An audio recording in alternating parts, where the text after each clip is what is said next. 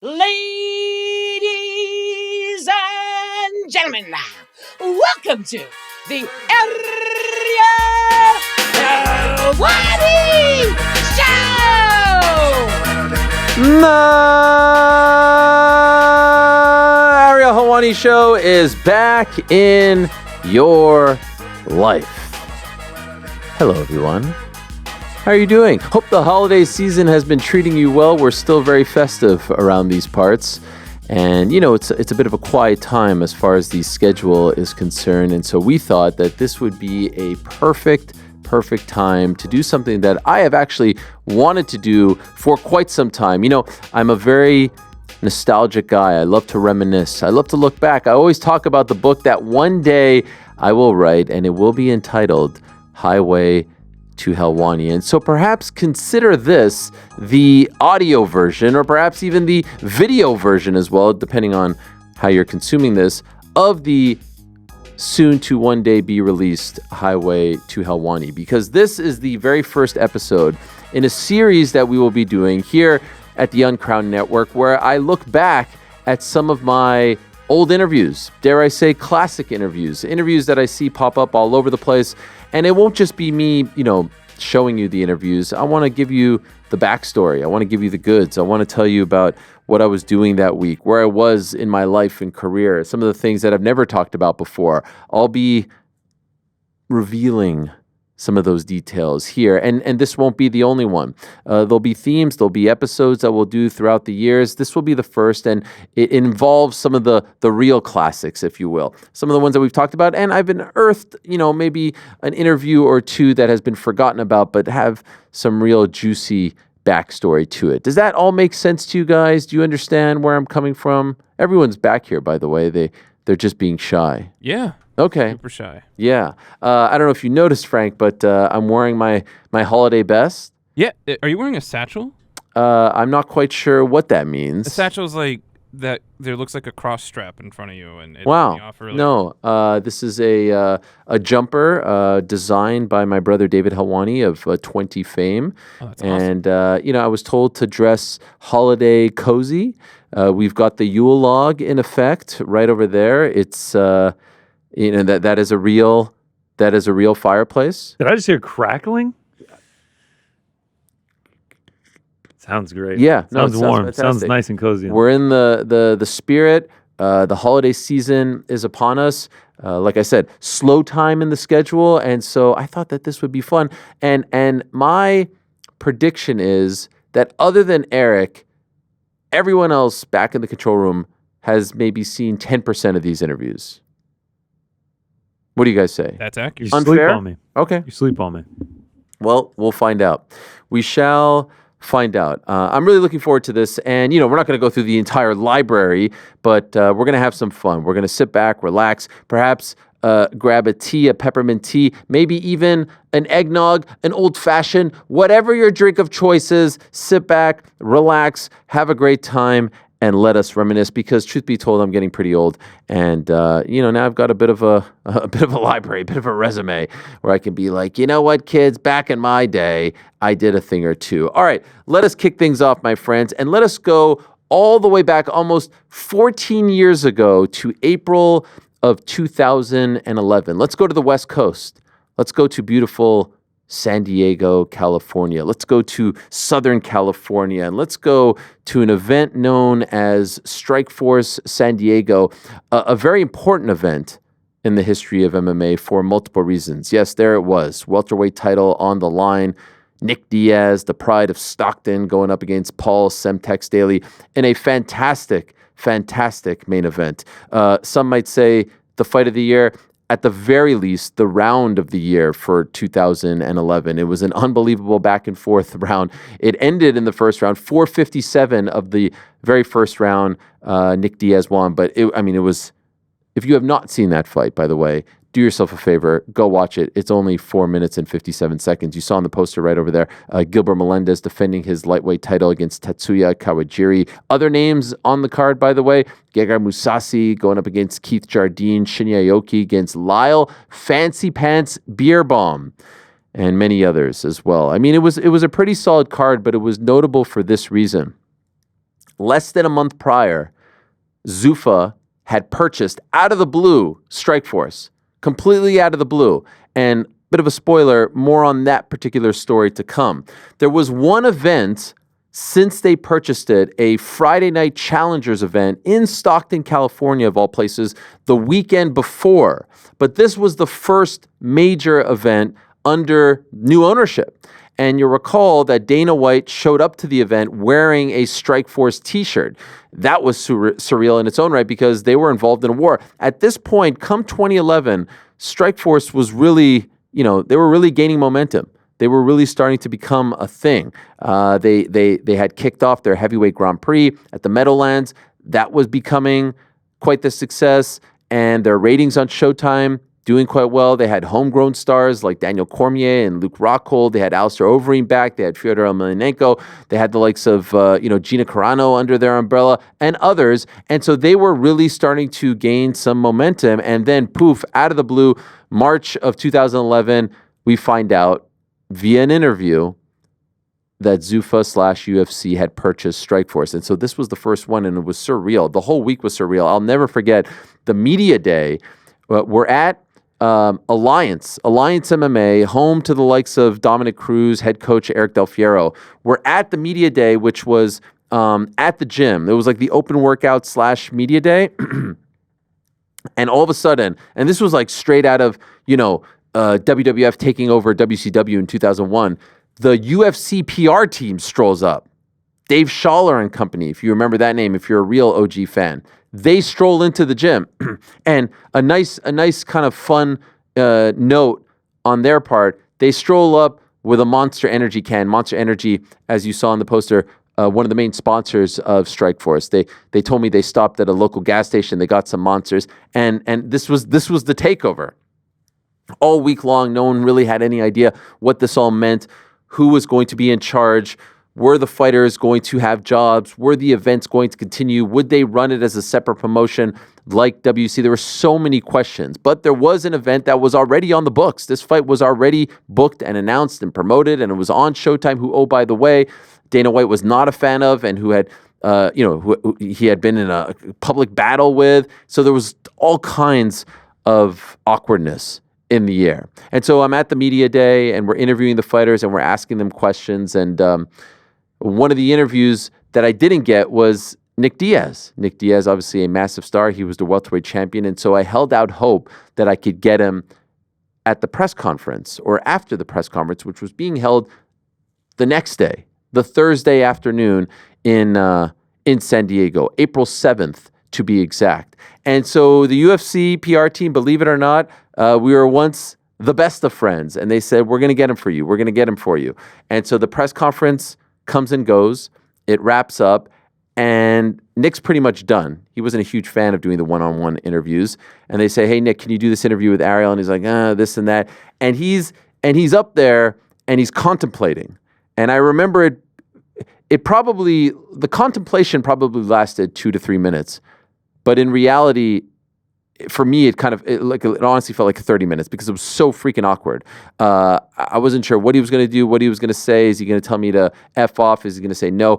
He starts contemplating. He's thinking. He's pondering. He clearly doesn't really want to do it, but he eventually does it. And so the first interview that we will look back on happened on April 7th, 2011, 2 days before that event, which he headlined, and he eventually won that main event fight against Paul Daley. It's myself and Nick Diaz. If you're online, you may recall a very famous line that he says in the interview.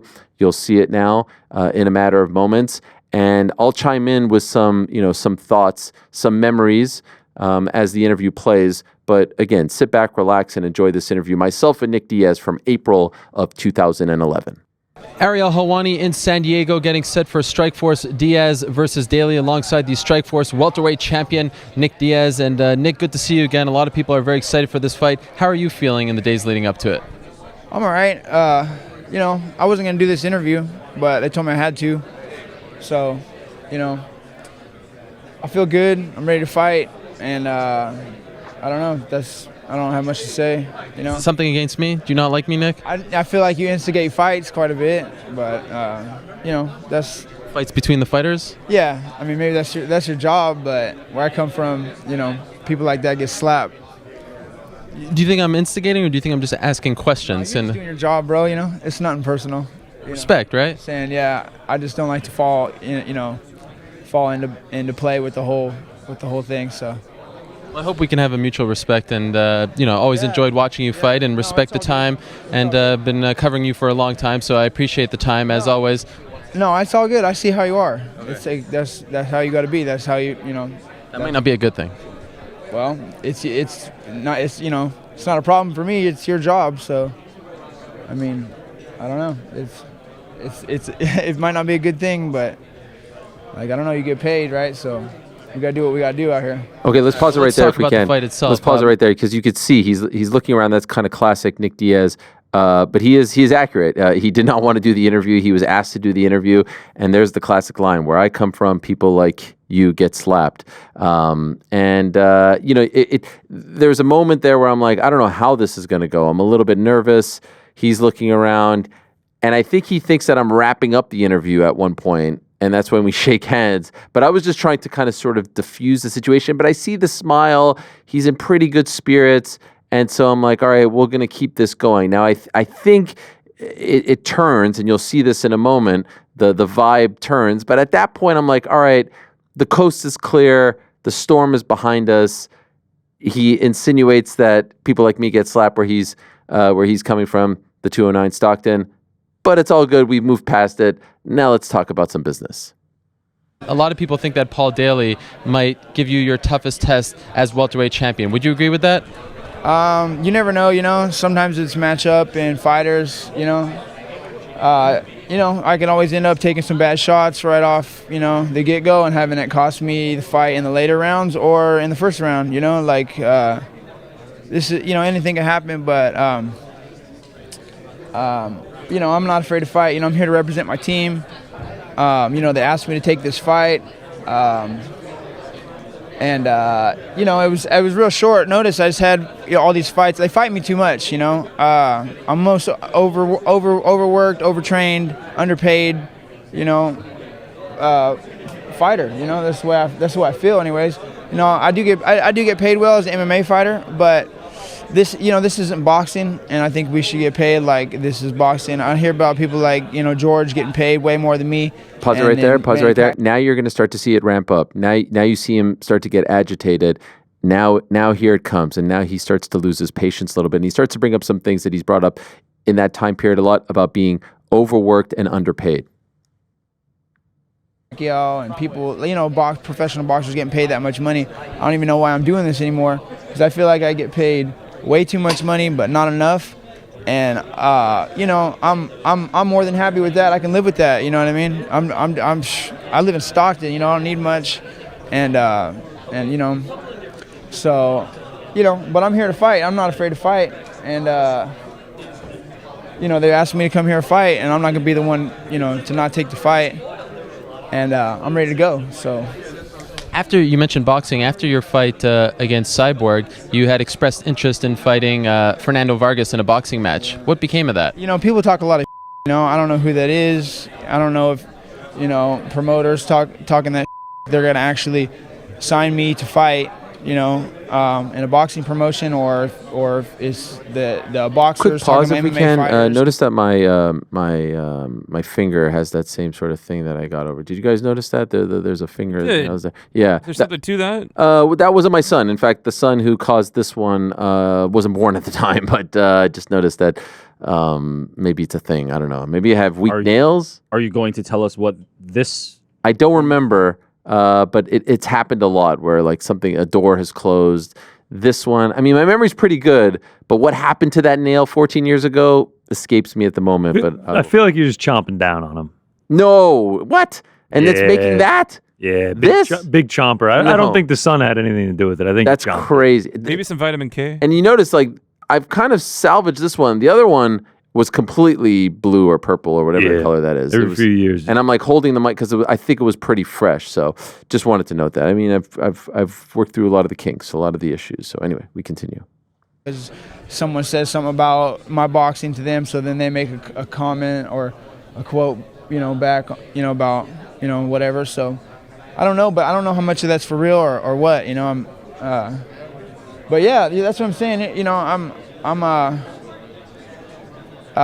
I'm motivated if we're talking big money like that, you know what I mean? So it's whatever. But regardless, fighting or not fighting, in the future, I'm a serious athlete and I'm gonna be training. And I've learned, I've got enough from MMA. I got enough money. Number one, I got enough experience in how to live now from this, and that's all I need. I don't need this.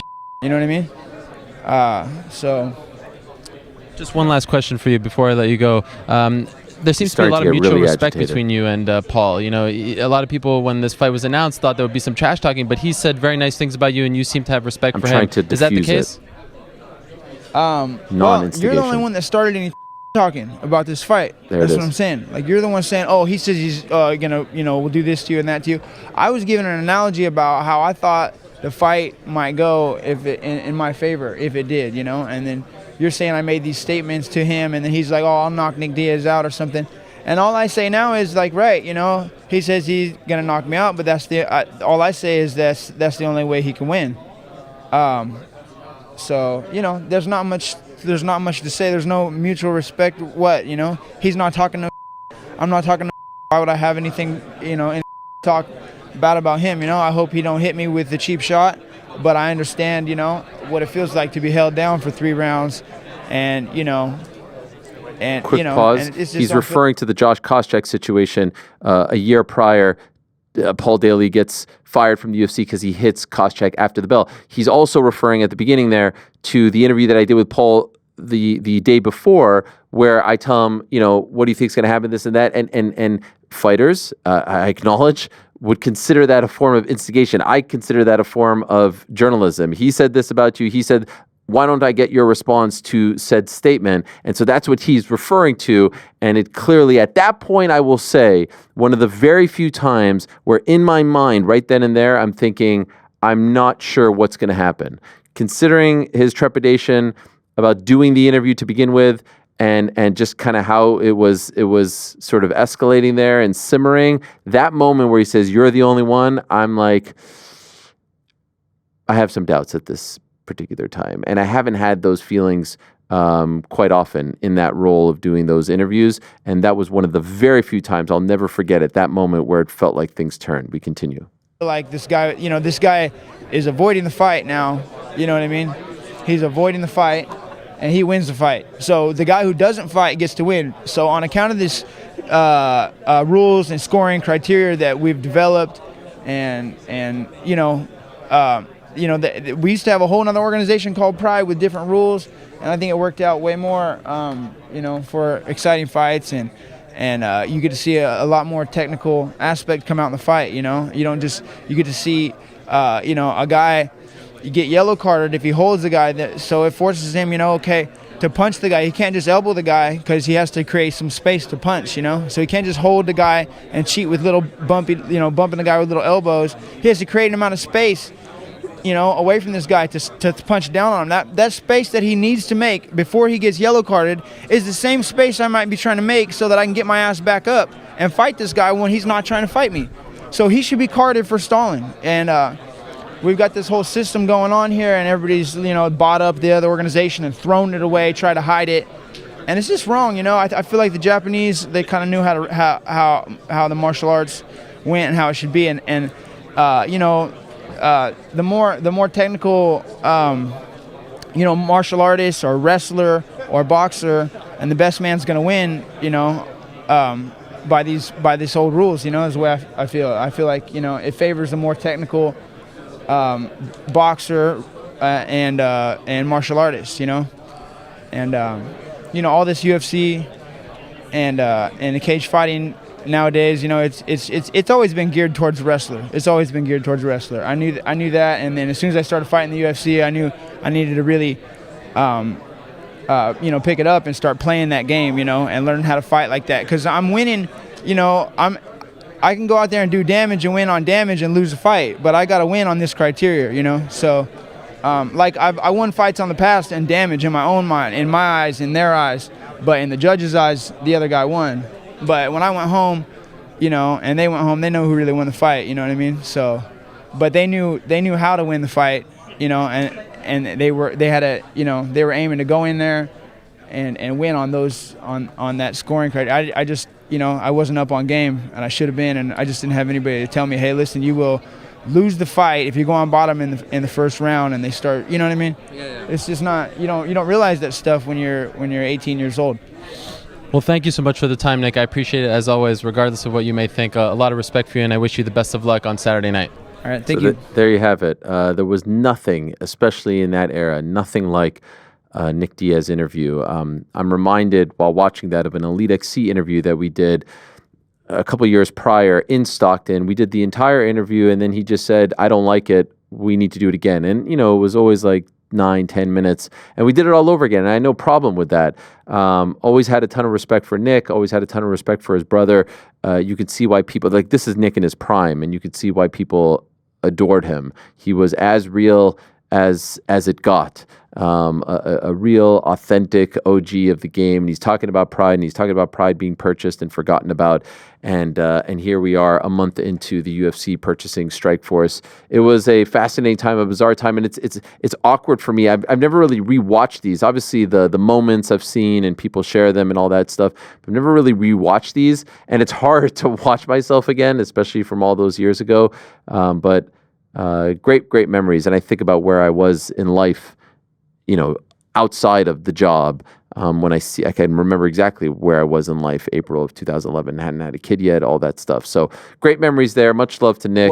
What happened at the end? Like, the interview ends. Yeah. You just part. It's just like literally okay, walks away. See you. Yeah. Nothing. No conversation. Literally nothing. Walks away. And I remember actually going to eat tacos with Ben Folks later that day and telling him about that. It hadn't been posted yet, and telling him about, like, yo, I think Nick was like maybe going to do something. I wasn't sure. It got a little weird. It got a little contentious.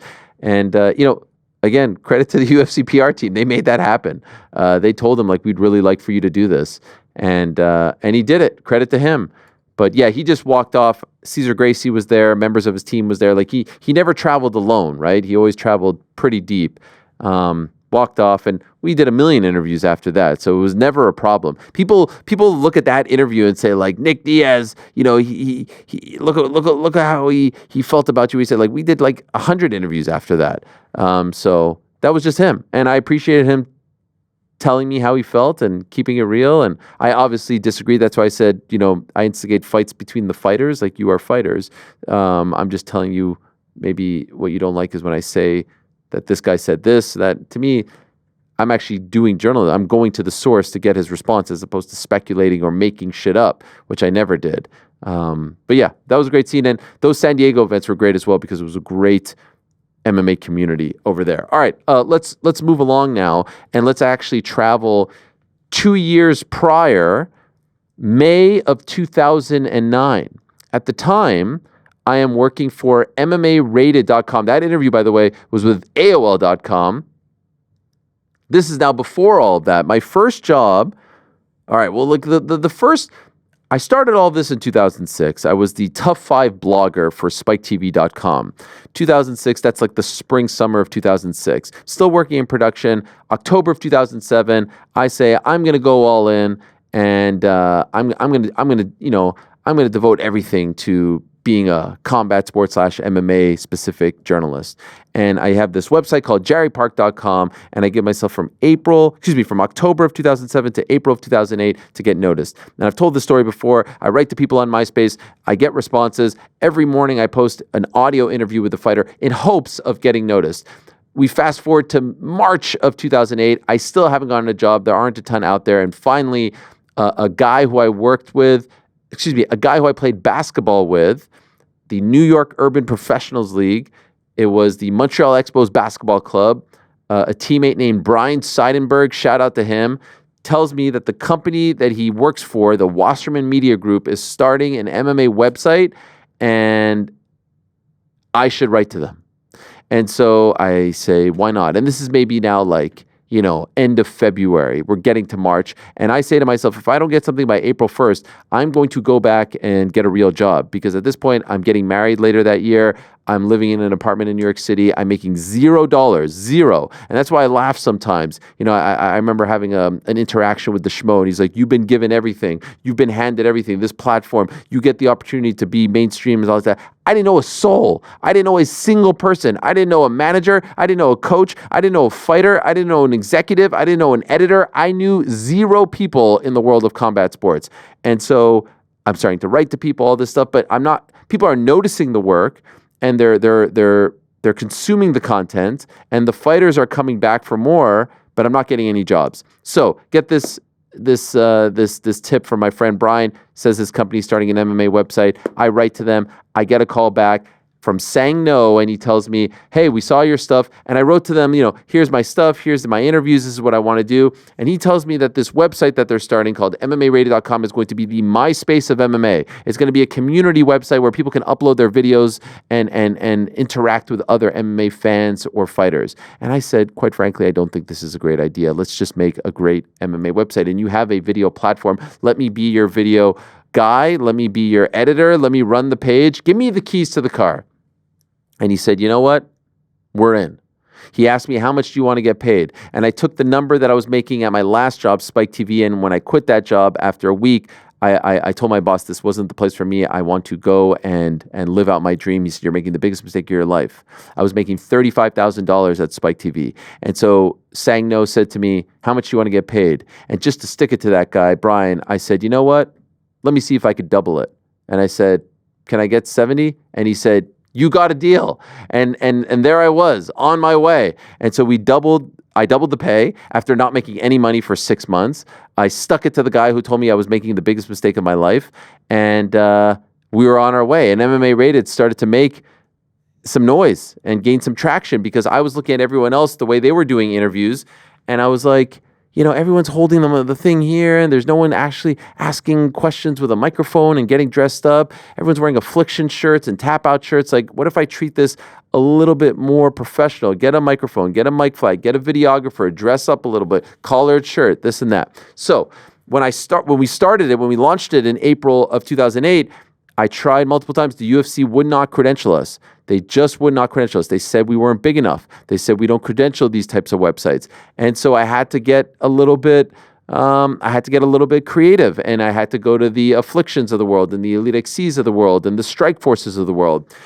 And then finally, it's May of 2009, and now we're up and running for about a year, and we're making some headway. And I'm like, I need to go to some of these UFC events, but I still can't get credentialed. And so I decided to fly to Las Vegas for the traditional Memorial Day weekend card. It was UFC 98. It was headlined by Rashad Evans versus Lyoto Machida. Rashad Evans was the light heavyweight champion. He had beaten Forrest Griffin to win the belt at UFC 92. And here he was fighting the upstart Lyoto Machida. Co-main event, Matt Hughes, Matt Serra, bitter rivalry. That was a big one. I didn't have credentials. My brother, who works in the financial world, said he'd look around this and that. He'd try to get me a ticket. I remember getting to Vegas, getting to the MGM, and him calling me and saying, I found you a ticket. It's going to be with the concierge. You get one ticket, one seat. And so I attended the event by myself as I was working for MMA Rated a year into the gig. While I was in Vegas, I had to make the most of it, and this is what I would do when I would go to all the events. I would go to gyms. I would set up interviews. I would do interviews in hotel rooms. I would go visit fighters. And I would urge any young journalist out there, if you go cover an event, don't just cover the event. Go to the local gym.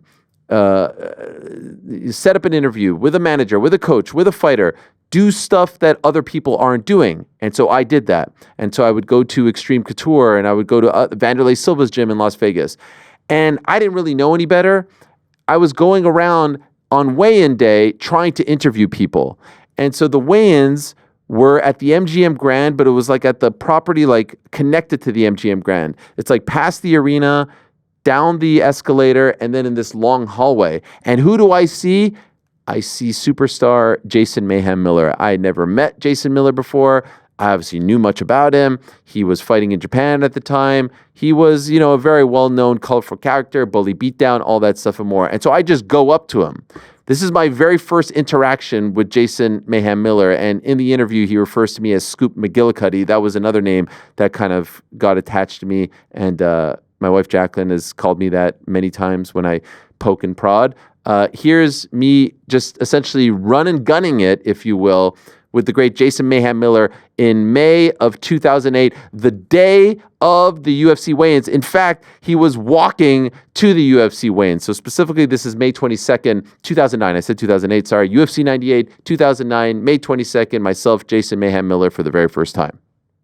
Fire right now. All right, I'm talking with Mayhem Miller. What's going on, Mayhem? Yo, can I cuss on this interview? Absolutely, baby. Yes, motherfucker. All right, we saw you in Japan for Dream just a couple of weeks ago. A lot of shenanigans on that fight. Shenanigans. I like the peace sign. As you know, my middle name is Shenanigans, and as a matter of fact, I enjoy shenanigans on a regular basis. If there was a food called Shenanigans, I would probably devour it with the utmost devotion.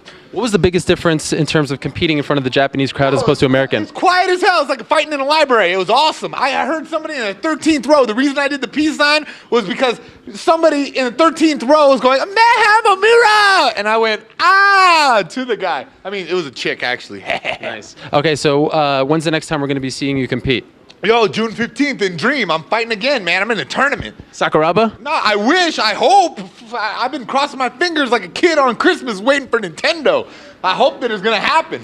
Who are you fighting? I don't know. What are you looking for, the scoop? I'm looking for the scoop, man. This is Christ and Latter-day Saints, bro. I ain't getting no damn scoop. What do you think I am? Scoop McGillicuddy? What do you got a press pass in your back pocket? And how the hell are you filming in here anyway? UFC throws me out every time I have a camera near me. All right, let me ask you this though. What do you say to the critics that say that you're a little too much? You don't focus on the fighting, the respecting of the opponents, all that stuff. I think they're right. I think this is all an act. This whole persona? Yeah. All right, Mayhem. I just made this all up. Good stuff. We'll see you again. Best of luck. Chest bump. Nice. All right. Okay, so this is amazing right now, and I want to keep this. Obviously, we're not live right now. We're pre-taping this.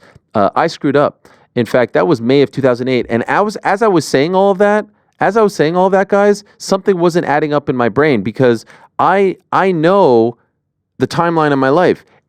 2007 to 2008, I do Jerry Park.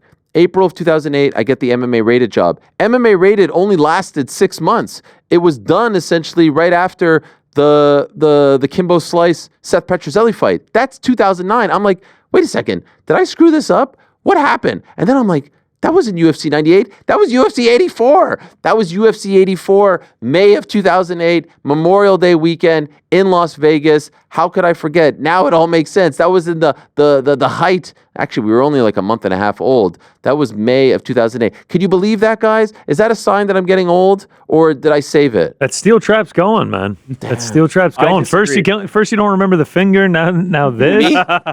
The finger. The who me hits a lot harder now when you put this into context of you know where you his are. memory is gone. Do I need to start recording this stuff? We Journal would be great, man. I know what I'm getting you for Hanukkah. We need to start writing our memoir and this our is 2016 it. You're seeing me start to lose it. If we lose this, we lose everything. Well, I feel like we're only going to get 90% of the Highway to Helwani now. I don't know why I screwed this up so bad.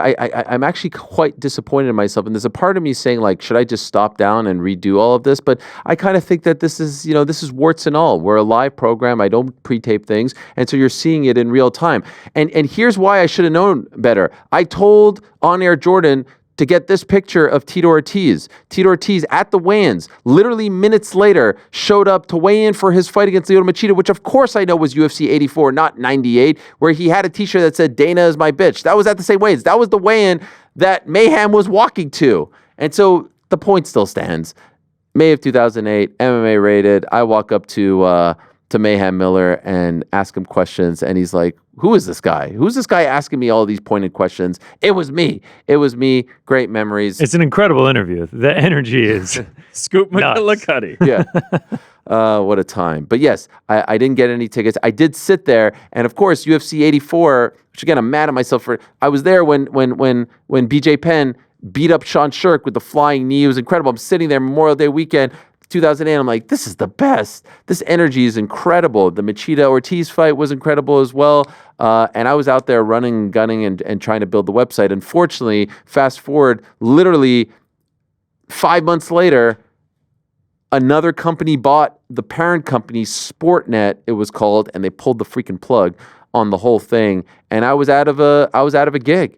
I was out of a gig for several months. I had to go back to TV production. I worked on the UFC 94 primetime show. And then in 2009, April of 2009, I got the AOL job and the Versus job. It all makes sense. We all figured it out. All right, let us fast forward. Now we're back to AOL. And, one fun thing about once we were rolling, like 2010, 2011, the UFC let us do these interviews around the cage in the arena, these sort of like run and gun style. Like I was out there and I believed in the theory, 80% of success is just showing up. Just show up and try to get as much content. I mean, we were sometimes leaving these weekends like 30 interviews out there on our YouTube page. And I would ask mid-event, like, oh, hey, this guy's over here, and can I talk to that guy? And I see this guest fighter here. No one else was doing this. No one else was doing these interviews. No one was coming there with a video camera. Believe it or not, it was not the norm. You see it now. You see everyone with a camera, with an iPhone, this and that. It was not the norm. So UFC 128, March of 2011. There it is. Jon Jones, young Jon Jones, 23 years old, against the champion Shogun Rua. Let's take a step back. We're in Newark, New Jersey. You'll recall UFC 126, Jon Jones beats Ryan Bader. He's told in the cage, hey, your teammate Rashad Evans, who is supposed to fight Shogun Rua in 2 months, is injured, and we want to give you the title shot. And he's freaking out, and he's emotional, and he's crying, and he says, yes, I'm in. And then I interviewed him in the hallway in Las Vegas. I believe that one was at Mandalay Bay, and he's like, I can't believe it, but I'm going to go for it. You'll recall, at the time I'm working for Versus as well, I go to Albuquerque, and I do a sit-down with Jon Jones. Now, at this point, people are like, this is a little bit awkward. Jon Jones and Rashad Evans are teammates. They both train at Jackson Wink in Albuquerque. Jon's taking the title shot. What if Jon wins? Is Rashad going to fight him? No. They both said, we're not going to fight each other. Greg Jackson said, I'm not getting involved. I don't want to corner against one of my fighters. It's all very awkward. I sit there and go to Albuquerque and am sitting in front of Jon Jones before this title fight at UFC 128. And I ask him, if you win, would you fight Rashad Evans? He says yes. Now, this isn't live. We go back. I'm like, oh my God, he actually said yes. They've never said yes. They've never acknowledged it. Never, ever, ever, ever. Holy crap. Fast forward, it's March of 2011. It's UFC on Versus in Kentucky, in Lexington, Kentucky, at the KFC Yum Center. That's where it is, right? The KFC Yum Center in Louisville, Kentucky. Of course, I went to the Muhammad Ali Museum, and we're sitting there. We're having dinner with the producers. The next day, I'm on the pre-show and the post-show for this Versus event, and I say, we're going to play this sit-down with Jon Jones on the pre-show because the title fight is happening in 2 weeks. So it's kind of like, we got this exclusive sit-down with Jon Jones. I fly to Albuquerque. Great. They tell me what's in the piece. They cut down the interview to 5 minutes. I say, wait a second. The part about Rashad isn't in there? No, we didn't think that was notable. What do you mean that's not notable? This is him saying for the first time that he would fight Rashad Evans. It's a massive, massive, massive revelation. They're like, oh my God, it's too late. We can't insert it. So this is what we're going to do. On the pre-show the next day, you're going to tee it up. You're going to play the interview. Then you're going to come back and say, oh, by the way, he also said this. You're going to throw to the actual answer of him saying he would fight Jon Jones. So we salvaged it. All right? We salvaged it. The world saw it. Now for the next 2 weeks, the story is, oh my God, he says he's going to fight not Jon Jones, Rashad Evans. Jon Jones says he's going to fight Rashad Evans. The next 2 weeks, that's what people are talking about as this young man, Jon Jones, is getting ready to fight for the belt against Shogun. You know by now, he completely annihilated Shogun. He became the youngest champion. It was a crazy day. He takes down a mugger. That morning, he's meditating. The waterfalls, Newark. A star has been born. Well, when he beats Shogun Rua, they had Rashad enter the cage. And then it was like, whoa, it's on. It's actually happening. And who's waiting for Rashad as he exits the cage? Me. Young Helwani. And I was able to talk to him. Again, these things don't happen anymore, but that was the magic of the times. And so here is me talking to Rashad Evans as he exits the cage immediately after being face-to-face with his young protege, guy he mentored, his teammate at Jackson Wink, and then he drops a massive revelation right on my lap. Take a look. Post-fight at UFC 128 where Jon Jones just defeated Shogun Rua. Rashad, you were just in the cage. What was that experience like for you? What was that moment like? I thought about it was going to happen before it even happened, so it's whatever. Was it awkward considering your friendship with Jon? This whole situation is awkward, but it is what it is. You seem to be experiencing some mixed emotions right now. Yeah, I'm happy for the dude. He went out there and he fought well. I'm happy for him that, he looked phenomenal. But at the same time, he got that strap, so now I got to go and get it. Were you pulling for Shogun so that you wouldn't be in this situation? Nah, I know I was going to fight him. No matter if he lost tonight or not, I was going to fight him. What do you think of his performance? Phenomenal. Great performance. Did you expect him to dominate the fight that easily? Yes, I did. From the minute they called that he was going to fight him, I knew he was going to destroy him. And when you're watching that, are you thinking of how you will fight him now? Or you haven't really I already know how to fight him. I train with him. Right. What do you think you're going to do? Will you train with Jacksons or stay at Grudge? Do you know? I'm done with Jacksons. You're done? How come? I'm done. You feel as though they betrayed you? I'm done. I'm done with Jacksons. Last question. When do you think the fight will happen? Whenever John's ready to do it. Are you ready? Always. Thanks, Rashad. I will never forget that one. I'm done with Jackson's. I mean, I get chills just seeing it. You can see very clearly he wasn't in the best of moods. He didn't want to be there. He didn't want to really be answering those questions, but he was very kind to me, and I always loved Rashad and still love Rashad. And this is a man who had just exited the cage and had looked at the guy he mentored, who's a part of his team, and now he says, I'm done with these guys, because he felt betrayed. He felt betrayed by the whole situation, and it was supremely awkward. They ended up fighting at UFC 145, so almost a whole year later. But I'll never forget him saying, I'm done. And the way he walked away, like, you could tell, guys, like, he's like, can you stop asking me questions? I'm done with you, man. Right? Yeah. It gets a little bit uncomfortable there. Man, these memory lane moments. I was there too. I was in the building for that. Wow. I was watching that event. I bought the tickets when it was Rashad versus Shogun, and then the switch. Yeah. To Jon Jones. I don't even think I was born yet. Yeah. Were you second grade? No, I was in like 8th. It led to that incredible rivalry. It led to that incredible rivalry. But you have to feel for Rashad. I think we've all been in a position where Rashad felt like he had been so generous and given somebody something, and felt like Jon was not appreciative of the gift that he had been given. Yeah. And you understand it from a mentor-mentee kind of perspective. Man, those interviews where I got to go around the cage and talk to people, run and gun, just a couple minutes, some of my favorites, some of my absolute favorites. It's hard to imagine that even being a thing. Yeah, right? Like, it would never, ever happen now. It's so controlled now. Remember on a recent episode of the show, I was talking about this, how boxing is sort of like run and gun, Wild West, like old UFC. That was it. And also, I benefited from the fact that there weren't that many people doing this. No one wanted to do it. So it wasn't like there was a queue of people asking for this. They were like, oh yeah, Ariel, go do it. Like there were sometimes media days where it was like, there were more writers there. They would crowd around the fighter, and then everyone would part and be like, all right, Ariel, you do the one video interview. The one. It was just me. That was it. I do like also the suit. The suit is clean. I wore the suit. No one was really doing. And again, I'm not trying to pat myself on the back, but I just felt like dress up, act professional. It's fight night.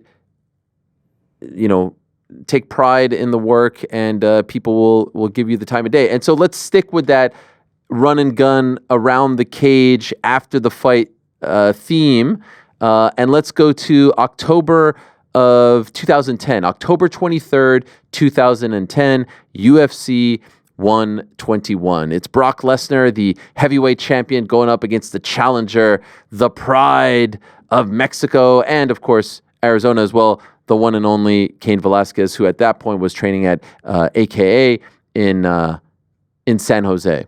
And this was a huge event. This was a massive event because a lot of people thought, okay, this would be the guy. This could potentially, a wrestler from Arizona State going up against big bad Brock Lesnar, who was a megastar, who in many respects was the face of the UFC, the former, WWE superstar who had crossed over. And it was a really huge and important fight. It was at the Honda Center. It was in Anaheim, California. You know what happened? Cain Velasquez wins. He becomes the first Mexican-American heavyweight champion. It's a massive deal for the UFC. And it's like the birth of the Cain era. Superstar is born. A little bit before the fight happens, I notice the Undertaker in attendance. Now, a theme for a lot of the Brock Lesnar fights was that a lot of WWE superstars would be there. So I noticed the Undertaker is there.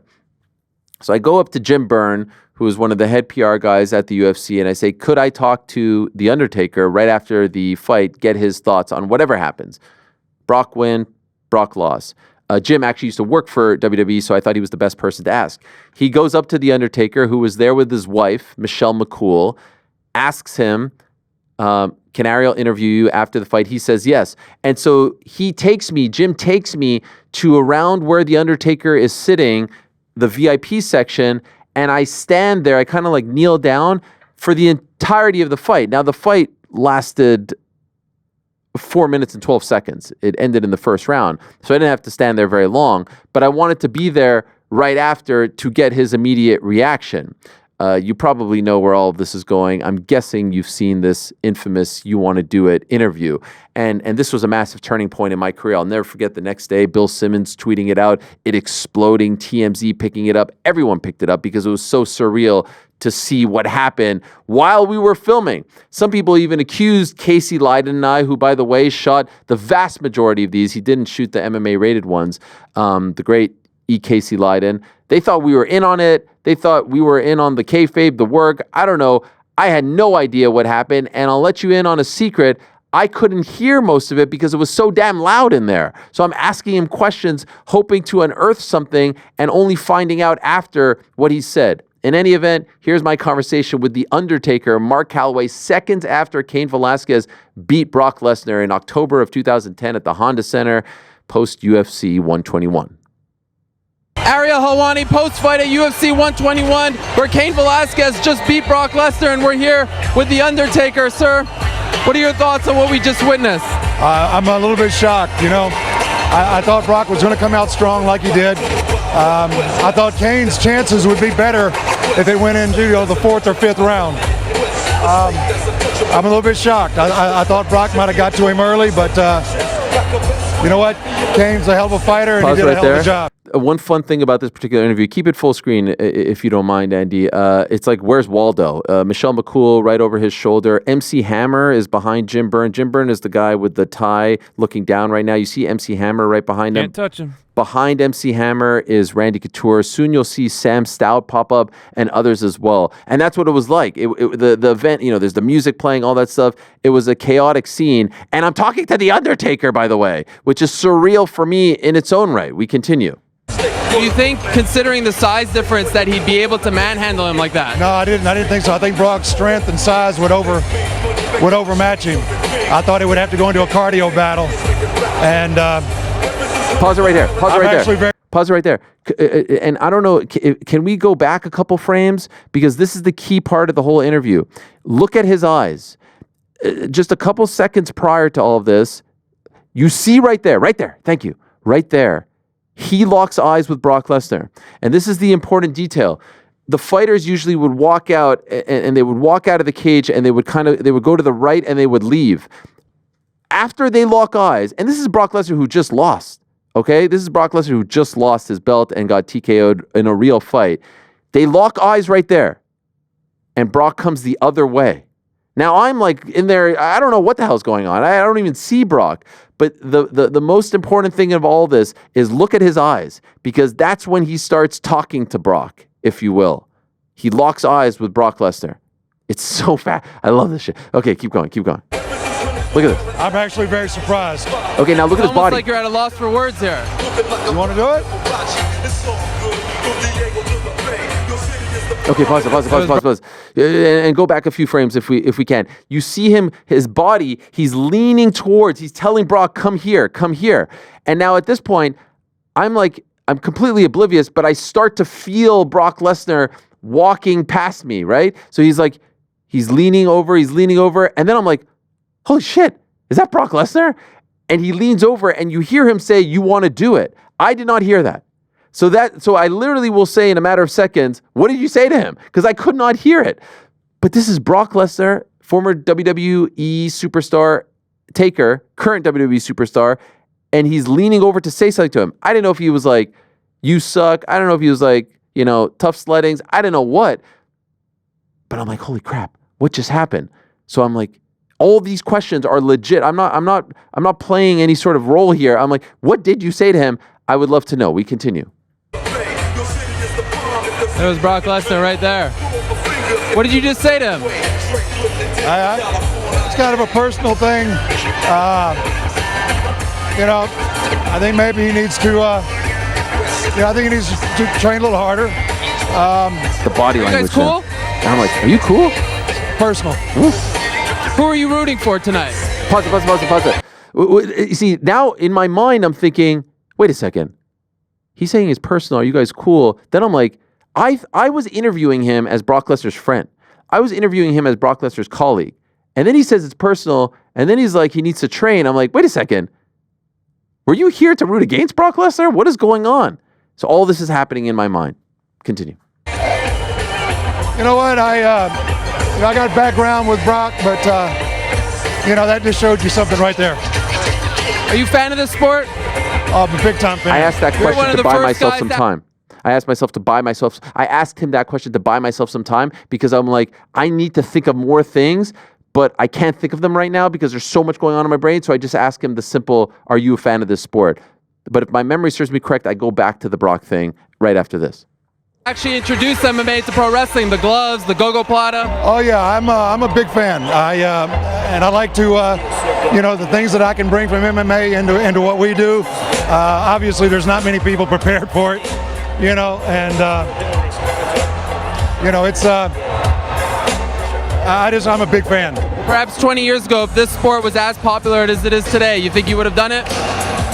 Safe bet, real safe bet. Okay. Yeah, it's just a little late in the game for me to start now, but 20 years ago, I'd be all over it. Well, thank you so much for the time, sir. Very much appreciate it. So there it is. And I asked for 2 minutes, so I kept it to 2 minutes. And now here's the thing. We're done that interview, and I'm talking to Casey, and I'm like, what the hell just happened?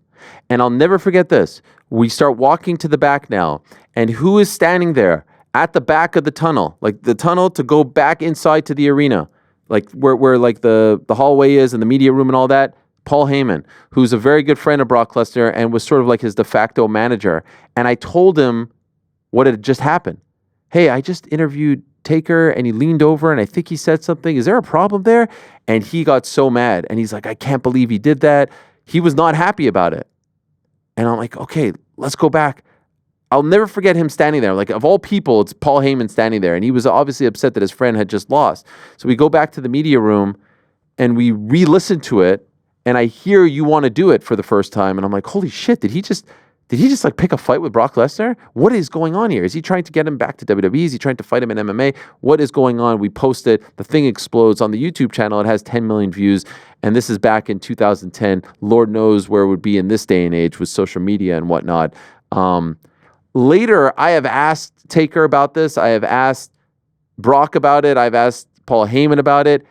I say this with the utmost honesty and sincerity. I still don't know what happened. People have said that he showed up. What Taker told me was he showed up to work an angle with Brock, to pick a fight with Brock. And the original plan was that he was going to show up to the press conference. But once that all materialized, he was like, peace, I'm out of here. I don't need to show up to the press conference. It just happened, And it just so happened to happen in my interview. And so he was kind of hanging around, but he never crashed the press conference. He came there, and it's unclear, was it his idea? Was it Vince's idea? I don't know. I still don't really know. I'm pretty sure, I don't know. I start to get a headache when I start to think about it. But I remember the next day, because TMZ had written something wondering if it was legit or not. And I remember calling Dana and being like, I had nothing to do with that. Like, I have no idea what these people are talking about. I was just there wanting to talk to The Undertaker, who I thought was there to support his friend. He's like, yeah, of course. That's very clear. So I was like, okay, good, because I didn't want to try to play those types of games while I'm there covering an event. And it's an interview that has lived on for many, many years. I got to interview Taker for the first time after that during the pandemic, and we got to talk about it a little bit, but the connection wasn't great. And I don't know, one of these days I need to get the full story. Still haven't quite figured it out. The most fascinating part to me is like, was Brock, in? Did Brock even have the simplest whiff hint of it? Because, and also you're talking about Paul Heyman being like the messenger in some of this regard. He's always working. You never know if he's feigning anger on behalf of Brock or who knows? But I do wonder what Brock felt in that moment. Like, was he like, okay, here's the angle. Let me give him the grill back. Let me just keep it pushing. Or was he just like, I just got knocked out by Kane. I'm not trying to do any of this. It's super fascinating. It's wild because he must have had the presence of mind to see us and walk that way. But did they talk about it beforehand? Did they not talk about it beforehand? This is the magic of it. This is the magic of that clip. And so let us continue on that theme. Around the ring, around the cage, right after an event, and we stick with Brock Lesnar. Brock Lesnar fought at UFC 116.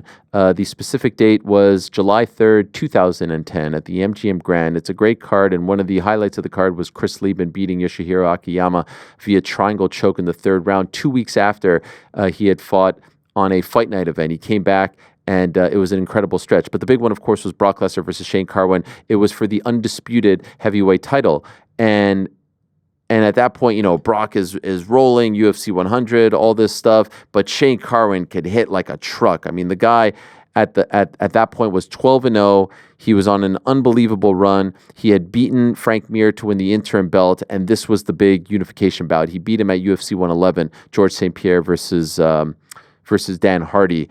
And I happened to see a couple of the wrestlers cage side, and so I asked the same question: can I interview them after the fight? I didn't realize that there were that many famous people. I don't even want to set this up. You may have never seen this interview because it doesn't get picked up as much, but just think of me, lifelong pro wrestling fan, covering this mega event in Las Vegas, 4th of July weekend, total pig and shit, and it's just like legend after legend after legend. I go down the line. It's one of my favorite moments, one of my favorite interviews ever. Brock Lesnar, comeback win over Shane Carwin. Who could ever forget? It was unbelievable. Second round, arm triangle choke. He gets beat up. He's literally that close to getting stopped in the first. Josh Rosenthal lets it go. He comes back in the second, and he cranks it, the arm triangle. Brock Lesnar, who knew that he knew any jiu-jitsu, he just cranks it. Shane Carwin is exhausted, the lactic buildup, all that stuff. He cranks it. He wins via submission, and he is the man. He's pointing at himself and all that stuff. I asked if I could interview some of the wrestlers cage side. All of a sudden, all these dudes emerge, and I am just freaking out. I am like, where the hell am I? How did I get here? And is this the greatest moment of my life? Take a look. What do you think about what happened just there? Brock Lesnar defeating Shane Carwin via submission. Well, I tell you, I was worried in the first round, but I know that Brock's got great guts and determination. He's got a renewed spirit about his life, and we saw that. I don't know of any other heavyweight in MMA that would have endured the first round against a great fighter like Shane Carwin other than Brock Lesnar. Pause it right there. First of all, that's Jim Ross, legendary announcer, Monday Night Raw, slobber knocker. I can't believe I'm talking to him, and he's giving me the Jim Ross, the good old JR. Are you guys fans of the television show, and keep it right here, don't go full screen on me. Are you guys fans of the television show Modern Family? Love it. Favorite show. Look above his right shoulder. Oh, it's fucking Cam. Yes. Wow. I noticed Court McGee in the tap Court out McGee there. is there, yep. Wow, Cam Pritchett. Yeah, he's right there. Amazing. That's what's fun about these in-arena crowd interviews. But there I am talking to JR, and he's giving me the breakdown of Brock Lesnar's big win over Shane Carwin. We continue. I'm really proud of Brock. And then how about everything he had to go through this past year to see him go out there so happy and humbled? How does that make you feel? Well, he's a changed man. He's still the baddest SOB as he said on the planet. He's right about that till somebody changes it, but he's got a different outlook. And it's a healthier outlook for him. And now that everything is on the same page, he's quite the specimen. Can anyone stop him? No one's unbeatable, and he realizes that, and that's why he'll continue to train. No one is unbeatable, especially in the UFC heavyweight division. But Brock Lesnar is an animal, and he is a rare breed, I'll tell you. Thank you very much, Okay, JR. okay. We appreciate it. Now we go to the next one. No, keep going. Look, who's That's next? Slobberknocker. We move along here to Mr. Stone Cold Steve Austin. Your thoughts on what you just witnessed? Look at Cam. I really enjoyed the fight. I knew it. I can't didn't believe think Brock that. wanted to stand up and trade with him. Modern and family. Shane is very heavy-handed, and I really like to watch Shane fight. But Brock's my guy. He showed so much heart in this fight, making it through that first round, weathering a storm, and then coming back. I knew once he took Shane down, Shane wasn't going to get back up, and that was the case. I was a little surprised to see the tap out. I didn't think Brock would win like that. But I knew that once Shane got on the ground, Brock would not let him up, and I'm very, very proud of Brock. How about that dicey about that situation in the analysis? first round? Did you think the ref made the right call to let the fight continue? Oh, in a fight like this, you let it go. Brock's a tough guy. You've got to let the Titans go at it. He did, and Brock weathered the storm. He made it through. He was in trouble, but I agreed with the referee's decision all the way. Final question, is Brock Lesnar the best heavyweight in MMA? Yes, Brock, hands down, Brock Look at Lesnar JR is the best listening. heavyweight I in love MMA. it. He's just freaky strong, very fast, very quick. He continues to improve every time. GC, who's next? Who's next? His future, I have no his clue, but I can't present wait to is, see is him. great right now. His future looks very, very I'm bright. picking shit right now. I'm very proud of Brock Lesnar, and he's a great champion, and obviously a very, very big draw here for the UFC. Thank you very And much, that's sir. the We bottom appreciate line. the time. Let's move along here to a very happy Paul Heyman. Describe for me your emotions, sir. I need a medic. Ponytail on Paul? Oh, yeah. Wow, I'm blown away. I mean, first of all, I think Josh Rosenthal deserves all the credit in the world That because Goldberg in that the was back? a hell Know of it. a judgment call in the first round. You could have called it there, and Brock was moving, and he was defending himself, but, somebody could, if it was Mazzagatti, the fight would have been stopped, so I thought Rosenthal deserves a lot of credit because it was tremendous officiating, and just, again, Brock, who's the man, he took a beating. Anybody questions his chin anymore can shut the up. Anybody that questions whether he can take a pounding can, and Carwin deserves a lot of credit because he took the fight to Brock like nobody ever did, and I was terrified out of my mind, and I'm clutching. Hey, you know what? This is a great moment. On LL before, and you haven't watched it, you should. And Show to everyone what Brock Lesnar means to you, Paul. that's the picture. That's the picture. That's Brock's daughter Maya and my daughter Azalea when they were both 9 months old at WrestleMania 2003 in their strollers, becoming friends. And that's how our week began. It was his only sentimental, mushy moment of the week. He said, here you go. And then all week long, he's just thought about how blessed he is. And what he said was how he feels. He was on his deathbed and he came back, and he came back with his wife's about to have another baby. And he did this for his family and his friends and his training camp and for himself. And I'm just babbling on because I'm blown away. I'm so happy for him. I can't begin to tell you. Pause it see right that there. quick- Pause it right there. He's talking about the diverticulitis that Brock had to battle. He had to take a part of his colon out. It was a huge, huge deal. We didn't think that he would ever fight again. And that moment right there with the photo, he told me about his daughter and Brock's daughter becoming friends. Many years later, I attended Paul's daughter's bat mitzvah, and now she's what? Well, at that point, I attended it in 2015, and she's 12. It's 20. So like 12? No, well, now she's like 21. If my if my math is correct, something like that. But you see how far we've come. In any event, you see how much, like, he's sweating. You see how much it all means to him. And so anyway, I just want to provide the context. He was, in fact, extremely sick, and he was able to come back and win against Carwin. That's why they had the interim title fight against Mir a few months prior, because they weren't sure when he was going to come back. Now we introduce another famous person. Bring in Bill Goldberg here for a second. Yeah. Mr. Goldberg, come on here for just a quick second and stick around, Paul. And this is my for just first a time moment. meeting all these people, except for Bill's- Heyman. Bill is sweating like he was just involved in my a name. 3-round war out there. What do you think of what you just saw? Brock Lesnar submitting Shane Carwin. I haven't been to a UFC fight in a while, and I wasn't going to miss this one to cheer my boy on for nothing in the world. I think he had a good game plan. As he said, he was going to weather the storm. Shane's never been out of the first round. I think, Brock is a miracle walking now. The fact that he's even competing again is unbelievable. At this level, it's astonishing. I mean, I think the most thing that I'm proud of Brock is not that he won tonight, it's how he acted afterwards.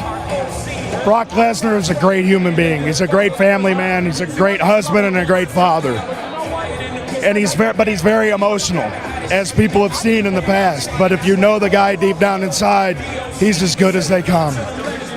And what he did in the cage tonight is unreal. He's progressed, whether it's training with Randy or his new boxing coach. The guy is making leaps and bounds progress-wise, and he's only just begun. What's this, his 6th, 7th MMA fight? That's the crazy The commentator's first one. It's always emotional when I come here and my buddies are fighting. But a guy's so close to me as Brock, it's awesome. It's just great. See the emotions. We thank you very much for the end time. is so good here. Great to talk to you. Look at Bill Paul at the Goldberg. end. All right, what a scene here at the MGM Grand Garden I'm Arena. reporting live. We'd like to get final word with Paul Heyman. Paul, I go when back you to have a Paul. moment, we'll get a final word with Look at Paul this Heyman. promo from Final Paul. question to you, Paul. Look at this promo right here. This Final is the best. question to you, Paul. We've just talked to a bunch of old professional wrestling stars, some of the biggest names in the history of this business. What does it mean to this fraternity to have Brock Lesnar go in there and win like this? I think it means a lot to his friends of the wrestling fraternity. I think they need to get their shit together on their own. If they want to ride Brock Lesnar's coattails, then they need to get their own house in order, because Brock Lesnar has got his house in order.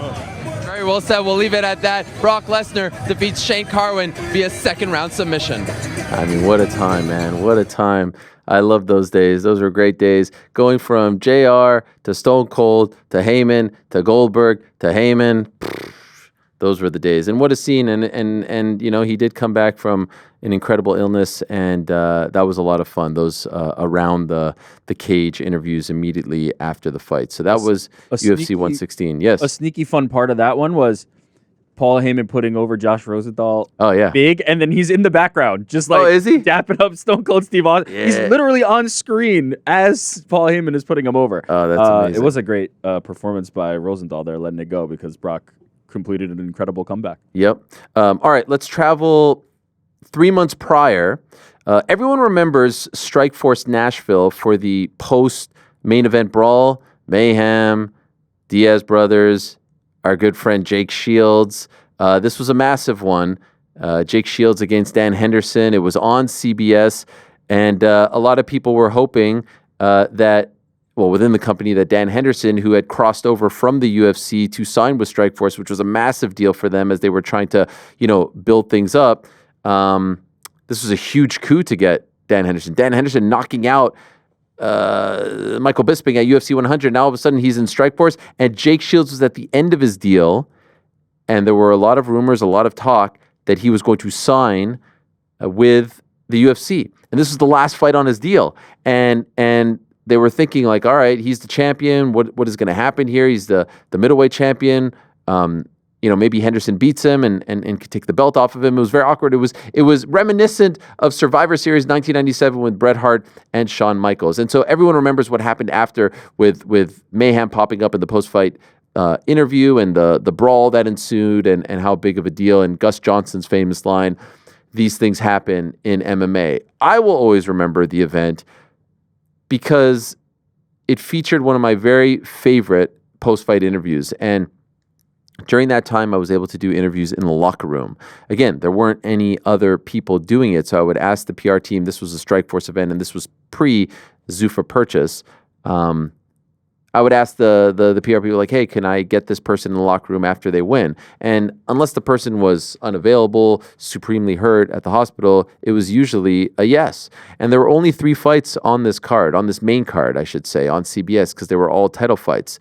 Main event, Jake Shields versus Dan Henderson, which was won by Jake Shields, which really screwed up their plans. And then he eventually did go to the UFC. Gilbert Melendez versus Shinya Aoki for the lightweight title, a huge fight that was won by Gilbert Melendez. And the third one was King Mohammed Lawal against Gegard Mousasi. And at the time, King Mo was just 6-0. Mousasi 28-2-1.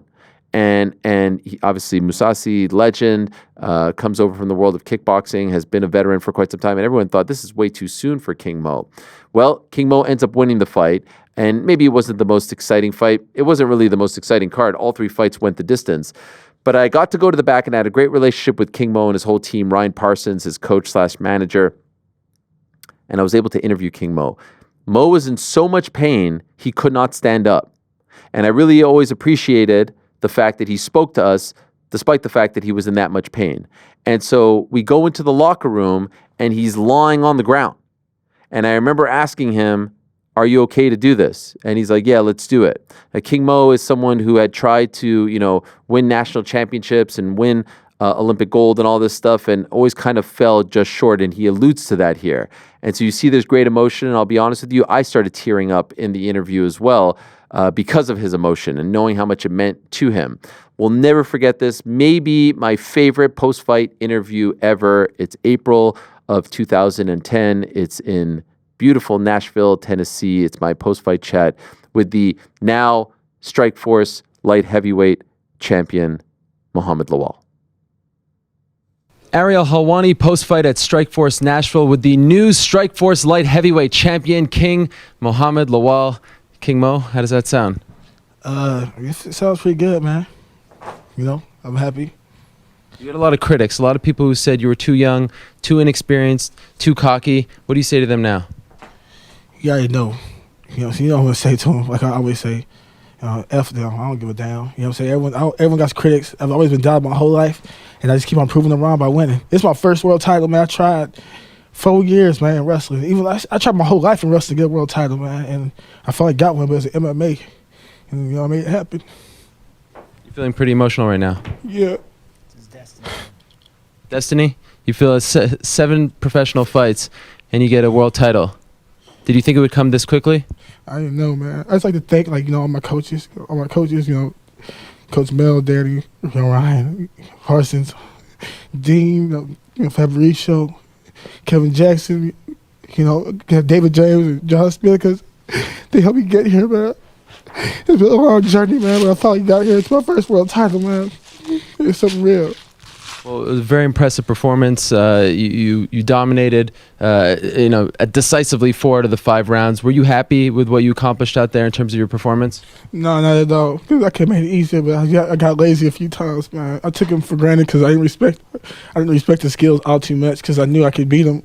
I should have taken a little more serious. I could have finished him because that was my plan to finish him. I didn't want him to go 5 rounds. I wanted to leave him laying, sleeping, but he's tough, man. He's seasoned. How about the takedowns? I mean, you were able to take him down at ease. Were you surprised that his takedown defense just, he just couldn't stop? You were taking him down at ease. MMA, man, ain't nobody got good takedown defense, man. People don't know that. But you hear a good takedown defense, it's a joke. Because you put me against anybody MMA, I'm going to take him down. You know what I'm saying? There are a few guys like Dan Cormier I struggle with, even Rashad, because Rashad's athletic and he knows good baseline defense. But for the most part, a lot of guys, they don't got good baseline D, so I could take him down all day. Did he hurt you seriously at any point in the fight? Nah, man, except I feel like he hit me with his knuckle in my eye, his thumb in my eye, but he couldn't hurt me, even the kicks. So my coach right here punished me so much. He's beat me up more than anybody, him and my mama and Danny. All my trainers beat me up. And that right there, all the punishment I took from them prepared me for this day. Okay, final question. How are you going to celebrate this victory? I got after party at Common. After that, I'm going to go just lay down and watch TV. Shout out to the after party. Yeah, I mean, nothing like those raw moments after a win. That was a hell of an interview, man. Like, getting down on the floor with him. Like, I would have been paranoid I'm going to drop the mic or something, but he did it. I appreciate that, Frank. No, that's why it's one of my favorite interviews ever, because he could have said no. The emotion, obviously, he was very, very kind to me. Some other fans will remember after Strikeforce was purchased by the UFC, he was fighting for Strikeforce, and it was January of 2012, and they were doing a pre-fight press conference, and he was looking around, and he's like, "Where's Ariel?" And he said something to the effect of like, "If Ariel ain't here, this ain't a big event." And I had just started working for Fox, And they all saw that, and they're like, wow, look at this. And I was like, man, Mo, I really appreciated that. And that's 2012. Like, I'm pretty young in my career. And he said that. He's like, no disrespect to all of you out there. You remember that, Rick? He's like, no disrespect to all of you reporters out there, but if Ariel ain't here, this really ain't a big event. It was like at the Hard Rock or something. Speaking truth, my brother. But it was amazing for him to say that at the press conference because he was really kind of insulting everyone else in attendance. But yeah, I will never, ever, ever forget that one. I felt bad. I felt guilty. I wasn't really quite sure how to react. And you see, like, I sort of screwed up the last question or second to last question there, but we'll never forget the emotion and to have the privilege to get that kind of access and be in the locker room seconds after someone realizes a lifelong dream. He's holding the belt. It's just, it's stuff that will stay with me in my heart forever. So when I think of classic interviews, when I think of my favorite interviews, that one, maybe to the newer fans, they don't know who Mo is. They don't know about his history. Maybe that one flies under the radar, but it's certainly at the top of my list. And look up King Mo and look at how smart he was. Towards the end, it didn't quite work out for him. And for whatever reason with the UFC, it didn't quite work out as well. But a supremely talented fighter and one who the likes of Daniel Cormier would speak so highly of. Someone who got a great moment there and maybe deserved a couple more throughout the rest of his career, but I will never forget that one. All right, one more, and I picked this one to end things off.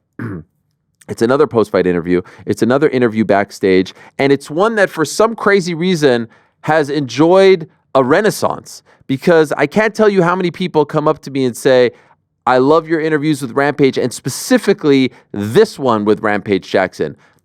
I was just at the grocery store around the block.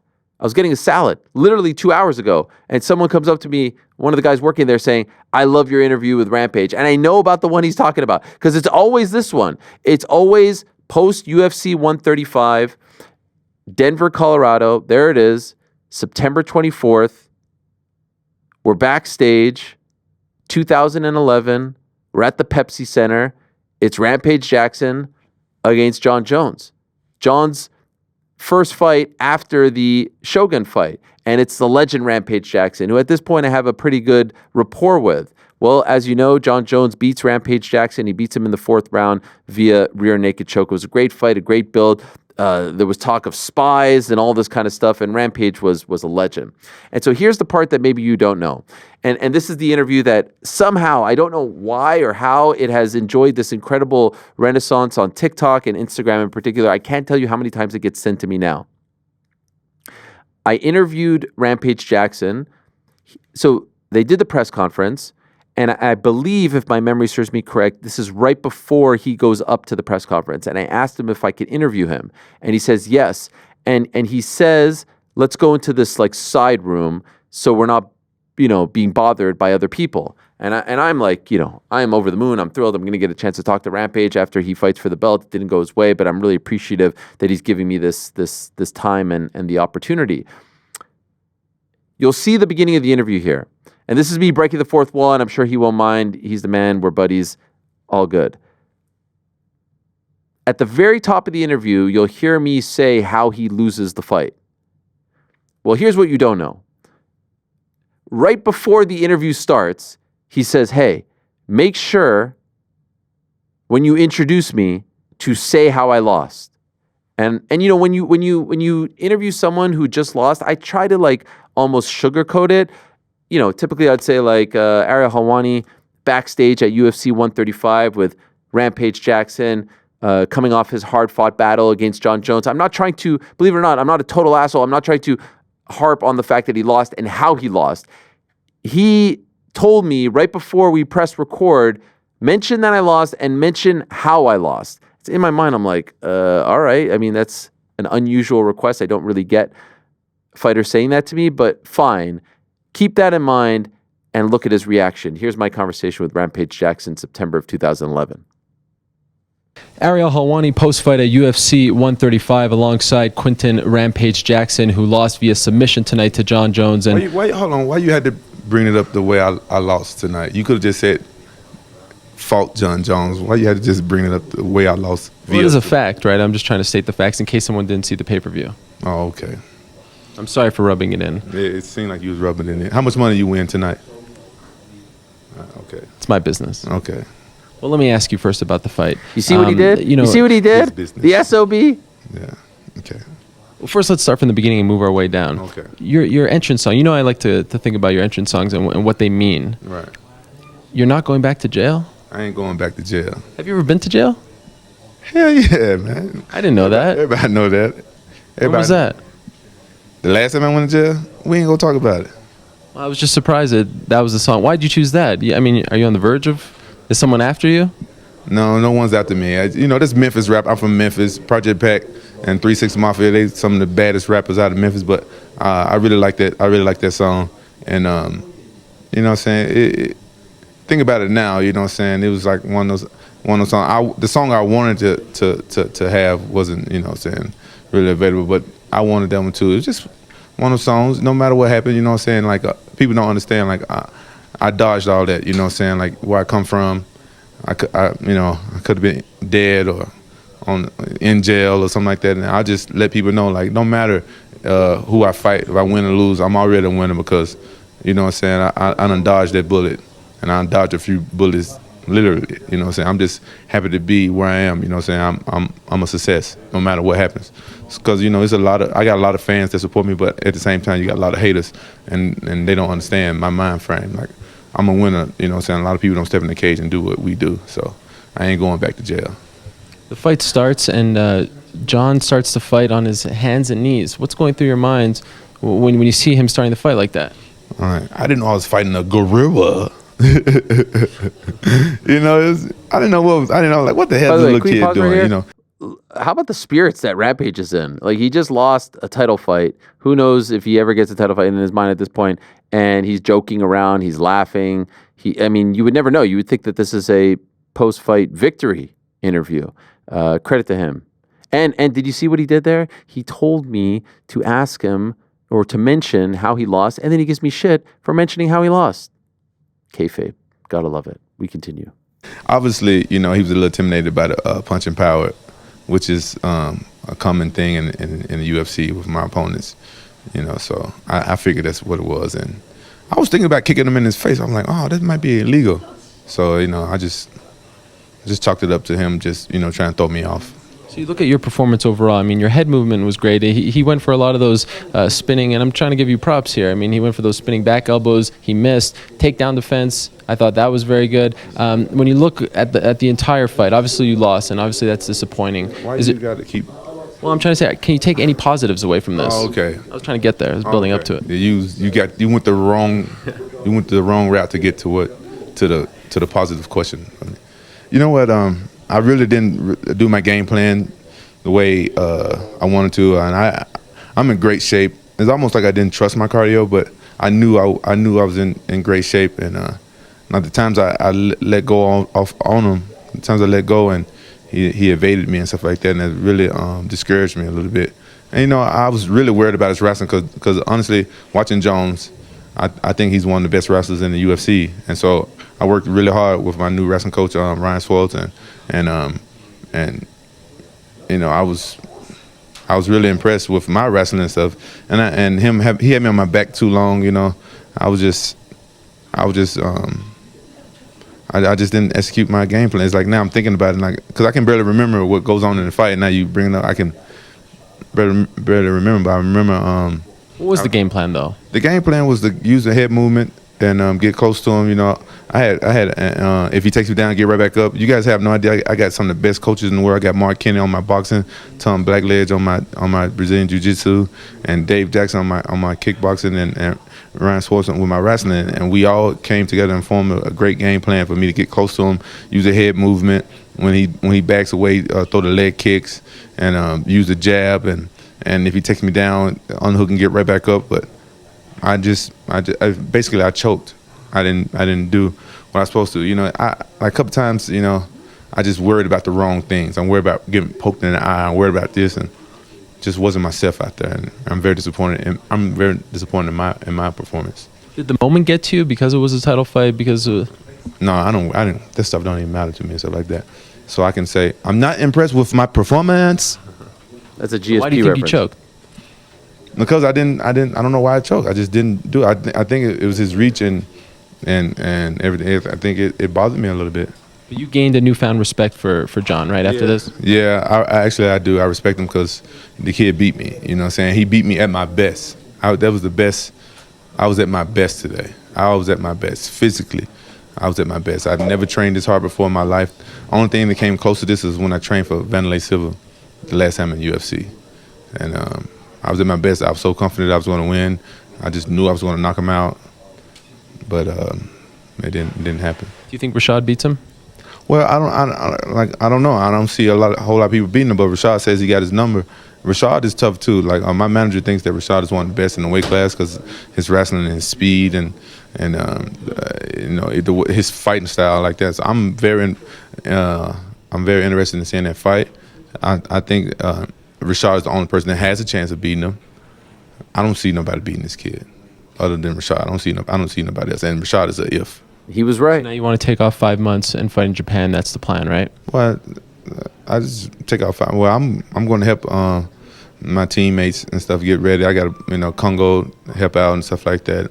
So I'm just going to let my eye heal up and let these little bumps and bruises heal up and drive my new Lamborghini that Muscle Farm gave me and enjoy my life a little bit and get back in the gym and work on things and get better. I want to come back to Denver and work more with Ryan Swaltz with his wrestling and go to the UK and work with my coaches out there and work my head movement and stuff better because we've been doing it for 9 weeks and stuff like that. And I think if I keep working, I'm gonna be a brand new striker in the UFC. Now here's a big question: how are you celebrating tonight? I mean, you need to, obviously you're not celebrating a win, but you need to get some, in my mind, I'm thinking, some aggression out, right? I mean, you've been cooped up. Why you have to use the word celebrate? You know I lost. But you know what I mean. You want to let out some steam. You know what I mean. Just you're done. That's I agree to give you this interview, right? And you kind of keep rubbing it in my face that loss. This is a real harsh loss for me because I wanted to get my belt back, and you keep blowing it in my face. Perhaps celebrating wasn't the right word. I just mean, how are you going to blow off the steam? How are you going to just kick back? Well, I think if you give me an apology about the celebrating comment, then I answer that question. I sincerely apologize. Do that apology look sincere, guys? I'm gonna tell the fans. I'm not telling you. I'm telling the fans. I'm going to celebrate tonight by getting. You're gonna celebrate. See, he got it. He got me saying it in my head. Actually, I am going to celebrate. I'm going to celebrate a good camp. It was the best camp I ever had, and I got a fight of the night bonus. That's a lot of money, so I'm bonusing all my sparring partners and my training and all my coaches. Everybody getting a little more money in the pot. I know How much? I'm not telling you. It's gonna be a lot though, and you know what I'm saying. They don't care about that, but that's what I like to do. They took good care of me, and then I'm gonna get drunk as hell. I'm gonna be like stumbling. I'm taking my shirt off. I ain't been this ripped in a long time. Here's the good part. I'm taking. He just said, I just. This interview is over. No. I was just trying to reaffirm. Ariel, what's your wife's name? Frank? You had to go there, right? Well, it always comes back to that with you. You always ask about my personal life. Show me a picture of your wife. Right now? Yeah, right now. But we can't show it on camera. Why? I won't show the camera. I have to say something though. Mrs. Helwani, my mother, she's very upset at you. Why? You and Congo. Because we jumped. Because you put your hands on me. Well, they choked me. This is it. Whoops. Tell your mama I love her. You love her? Yeah. Your mama's a nice lady. This is her looking at the Brooklyn Bridge from the back. He would show me a picture of his wife from the back. Well, just her head, you know. She didn't shave her shoulders that day. Wow. Stop it. You went there. Well, Let me see your wife. I don't have one. Well, you're a lady. You said you're a one-woman man. Well, I lied. Oh, the camera's still on, ain't it? Ladies, you know I'm a one-woman man when I'm with you. Get out of my face, man. That's it. I gotta go get drunk, man. I just had one last question. If you can't get Shogun in Japan, is there anyone in particular you'd like to fight there? You know what? I think since me and Forrest just lost our fights, I think we should fight each other. Is he retired yet? No, he lost his last fight, but he just had a kid actually. I don't know if you know that. His first child. That's good. I feel sorry for that baby. I hope he look like his mama. I don't know about that, but he's around. There was another name I was going to throw out, but I don't think you'd be happy if I threw it out. Who? Forget it. It was a bad idea. Whisper it to my ear. He's part of the royal family. What royal family? He has a nickname. Who? Forget it. We'll talk about it off What are camera. you talking about? You know, you don't like when I bring up his name because you're both very popular in Japan. He's part of the royal family in Japan. Oh. Man, I'll fight. That would be a main event. I'll fight that chump.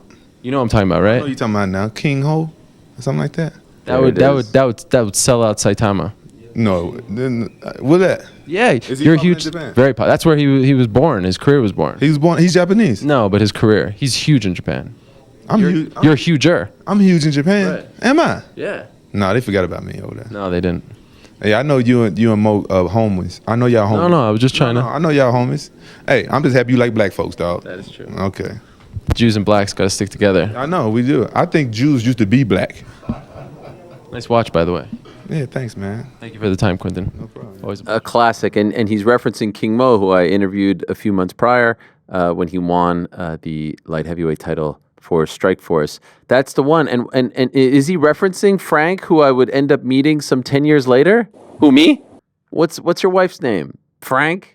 My favorite part of the whole thing is when he like has like the walk off line, and he's just like, "All right, peace," and then he turns around and like you're just still standing there, and he's like, "Man, get out of my face!" It's so good. It's so good. Oh my gosh, Rampage. You two together is always magic, and I'm not surprised those clips are having a moment now. I don't really just understand. magical to see him acting like that with Yeah. 30, 40 stitches in his eyebrow and coming off a loss, like an hour ago? Yeah. It's crazy. If not less. Crazy. But again, it goes back to just so grateful and thankful. These guys, you know, I happened to be there and it was great, but they could have all said no. They could have all said, get lost, get out of here. I don't want to talk. But it made for some great moments, some great memories. I don't understand why this one has enjoyed this revival of sorts, but it's very nice, and I love it for Rampage too, because there's a lot of new fans learning just how brilliant and how entertaining and talented he was. I'll be honest with everyone.